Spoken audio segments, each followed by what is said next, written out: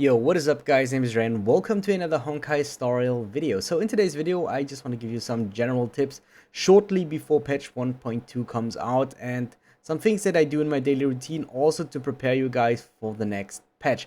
Before we hop into the topic of today's video, I just want to point you guys again to my YouTube short section, which is the content that I'm currently mainly focusing on. So just try to take a look there. I'll try to upload there every day there's one video. So yeah, definitely subscribe to the channel if you enjoyed the content.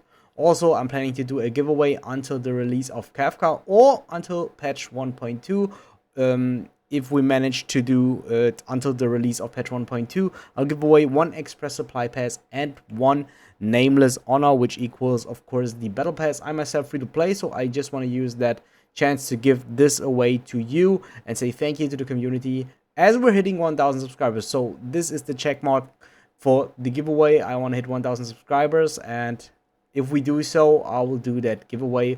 Hopefully it is before the release of Kafka. That would be nice. Then I will give away that live on stream. And yeah, with that out of the way, let's get into the video. So I just talk about like some general tips that I do in my daily routine, that I do in my daily gameplay, and also some things to prepare you for the patch that is coming next week. So just by the time I record the video, we have 7 days left until the patch comes out. Basically, let's start with my character progression.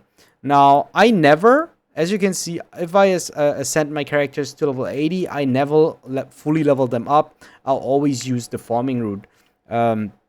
So in this video, particularly in this video, I cannot show you the farming routes because it would take way too long. So if you want to do farming routes, just Google them in interactive maps. They will show you like routes where you want to go and where you have the most monsters, or where you can clear all the monsters on the map. I basically know them because I do them every day, so I don't need the interactive map anymore. I like do them nearly every day. I don't do them like every day, but I'd say at least 6 times a week, or 5 to 6 times a week, I'll do the daily farming route. It takes like nearly 2 hours. So if you don't have the time, you don't miss out on anything.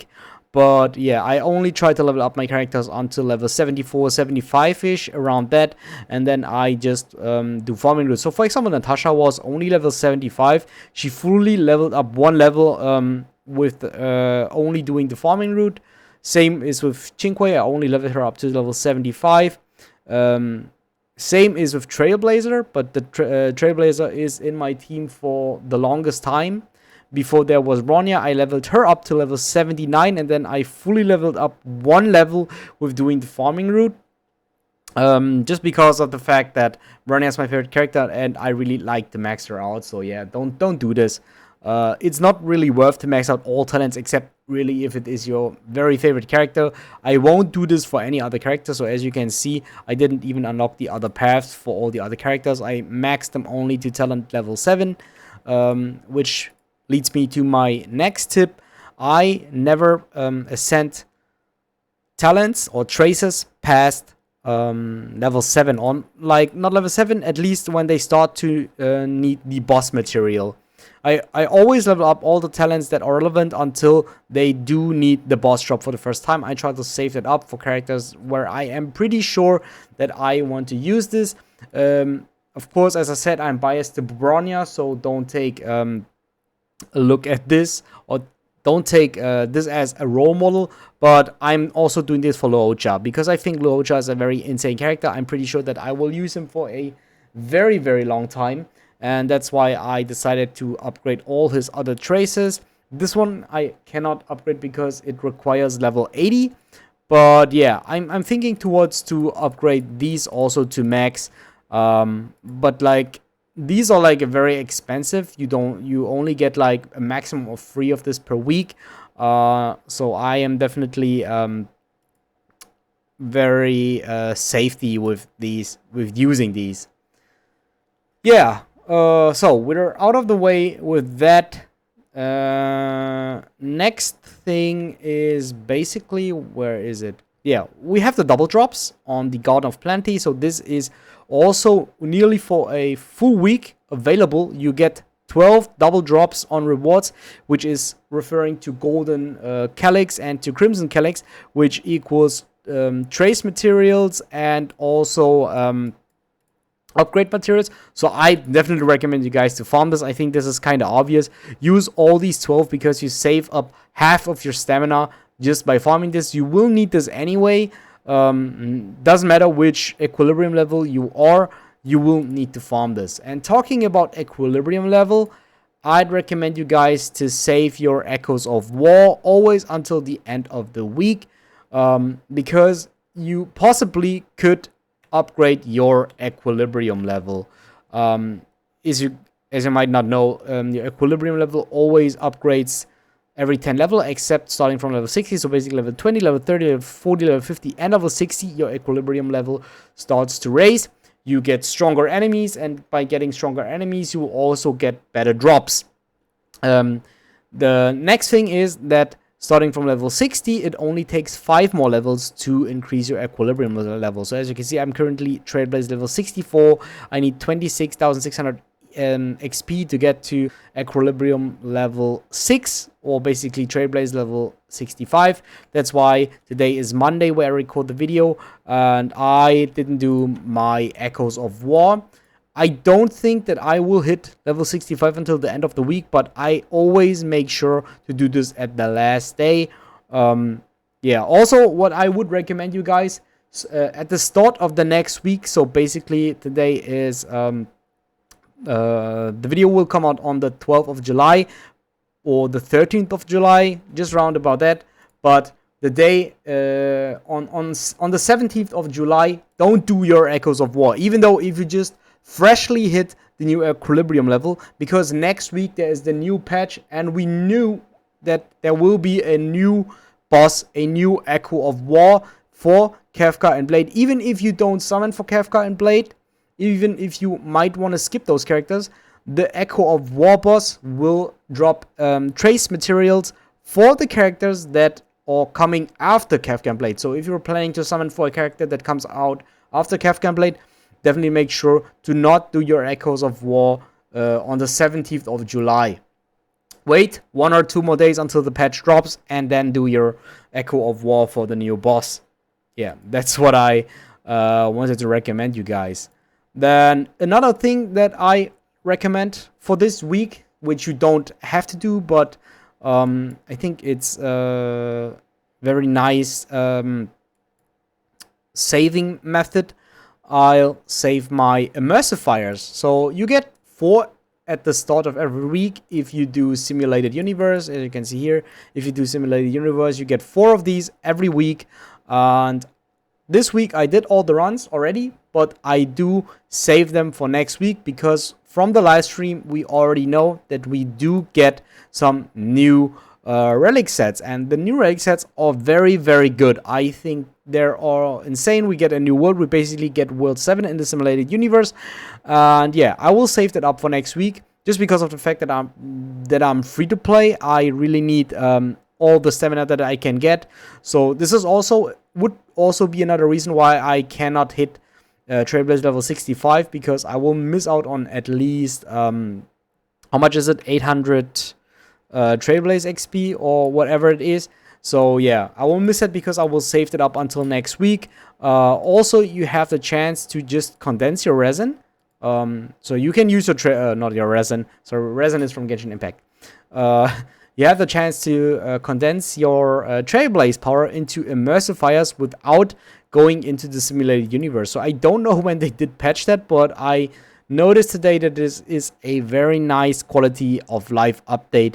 If you don't have time to play the game, especially not only just for this week to save up your emulsifiers, but if you don't have time, you just can use your Trailblaze and put it into emulsifiers, which is a very good thing to do. Yeah, doing your dailies I think is also obvious. Doing this is also obvious. Besides that, what else was there to recommend you guys? Double drops. We had the double drops. We had this out of the way. Yeah, relic farming. Oh yeah, the Memory of Chaos will give you a free Yukong, if you guys didn't know that. So basically, if you if you're still thinking on summoning on Jingyuan's banner, basically, to summon for Yukong, not for Loja. No, I said Jingyuan. If you want to summon on Loja's banner to get Yukong, and you're like, don't want to waste your pity or something, just wait. Yukong will be a free-to-play character on the next patch in Memory of Chaos. So if it is in the Memory of Chaos or in the Forgotten Hall, whatever the lower stages is called, I think it is called Forgotten Hall. Yeah, wherever it is. Yeah, you just got the point, I guess. In the Forgotten Hall, she will be a free character, but I'm not sure if it is permanently, but it is definitely during the next patch. So if you're thinking on summoning, just skip. You will get her for free eventually. Also, she's not that good of a character. Not that she's bad, of course, but I think she's not that what I expected into a Harmony character. She's decent. She's decently good. But yeah, if you like her or something and you don't want to waste your pity, definitely wait until she finally comes out for free during the next patch. Yeah, we also get a multi for free, which is also really good. And yeah, also don't forget to buy these 3 items here. I always buy these 3 items every month. Usually I don't buy anything else. And referring to the Undying Starlight, I currently try to save them because I wanted to buy this weapon for Bronya. Because as you guys do already know, I'm biased to that character. But if we're having issues or trouble summoning for Kafka because we lose our 50-50 and all that, I am willing to put them into the Stariel special passes. But usually I'd recommend to save at least for a weapon and then go for the Stariel special passes. Usually it is worth to pick up a weapon, but most players they don't want to wait, so they go for the Stariel special passes, which I also can understand. But usually these weapons are worth, especially this weapon. The weapon from Bronya is very worth. Even if you don't have Bronya, if you use another Harmony character, it is also very, very worth. Yeah. Last thing I just want to talk about is building characters. I currently try to build a offensive character from every type. So currently I don't have Ice because the only available character is Yang Qing. And Herta, I don't really want to build Herta. I rather want to wait for a better Ice character, because if I now put all my resources into her and then I start using a new character, I don't think that it is worth enough. So I started to build Serval just because I didn't pull for Jingyuan, but Serval will be replaced by Kafka very, very soon. So I started to not third build her, so I just leveled her up to level 70, which I think is still okay. I gave her that weapon, which is also until level 70, which I think is also okay. I can give that to any other 4-star erudition character if I want to. Traces, or as I said, never until the boss drop is needed. And the relics, or the new relic set, which basically Kafka will also need. So I basically pre-farmed that. I don't have any insane pieces here. They are all pretty bad, but we have a set that we can use. Besides that, I have Sushang for physical. I have Qingque for quantum. So I was thinking about this for a very long time, but I recommend you guys to upgrade Qingque if you didn't pull for Silverwolf and if you didn't pull for Sealy, which shouldn't be any one of you guys. I think most of you guys should pull for those characters. And yeah, I decided to build her because I don't have either of these, and this is the only way to do quantum damage, because I do think quantum is a needed element. And yeah, Loj, of course, and Natasha to have the 2 healers. I am thinking on Thirder or on building or continue building Danhang, even though if I'm thinking on summoning for Blade. But as of right now, I do believe that I cannot afford to summoning for Blade because I am free to play. I cannot summon for every character. I skipped Sealy and Silver Wolf for Luocha. I lost the 50-50 on Luocha, but then got him a little bit earlier. But still, though, it was, I think, like over 10,000 Stellar Jade still, though.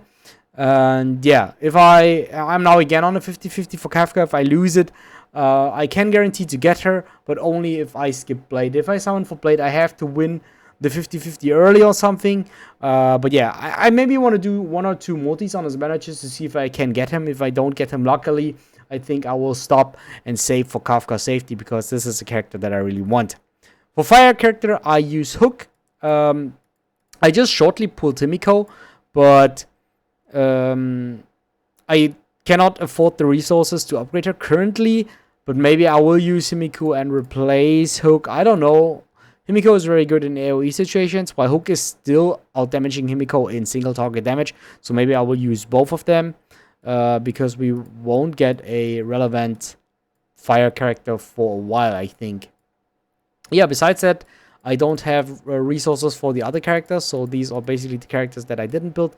I wanted to build Sampo, but then I noticed that I cannot build every character, because, as I said, I am free to play. I have to think about which character I want to build, and Sampo is not part of that. So basically, the row here, the first the first 9 characters are basically the characters that I built, and Kefka will be added to that as she releases. I also hit Trailblaze level 65 very soon, so it will be very tough with my resources. Yeah, that's like the insight into my thought process on, or in what I do, what I'm planning to do until patch 1.2. Hope you guys did enjoy the video. Yeah, subscribe to the channel if you enjoyed the content, and I see you guys next time. Bye.